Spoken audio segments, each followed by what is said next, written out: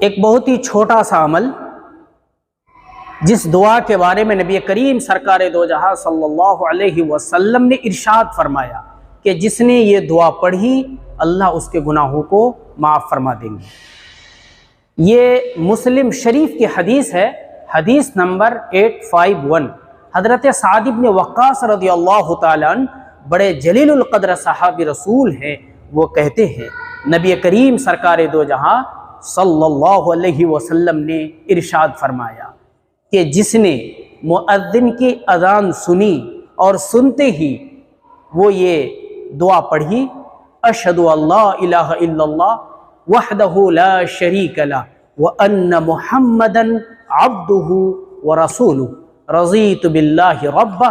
وبمحمد رسولہ وبالاسلام دینہ، اللہ نے ان کی مغفرت فرما دی، اللہ اس کے گناہوں کو معاف کر دیں گے۔ یعنی میں گواہی دیتا ہوں کہ اللہ کے سوا کوئی دوسرا معبود نہیں ہے، وہ اکیلا ہے، اس کا کوئی دوسرا شریک نہیں، محمد اللہ کے بندے اور اس کے رسول ہیں۔ میں راضی ہو گیا اللہ کے رب ہونے پر، محمد صلی اللہ علیہ وسلم کے رسول ہونے پر اور اسلام کے دین ہونے پر۔ ایک چھوٹی سی دعا ہے،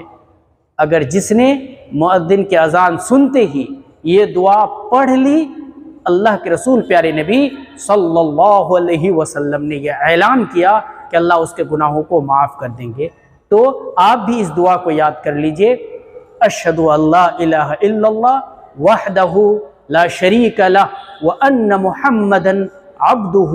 ورسولہ رضیت باللہ ربہ وبمحمد رسولہ وبالاسلام دینہ۔ اللہ ہم سب کے گناہوں کو معاف فرمائے، ہم سب کو عمل کی توفیق دے۔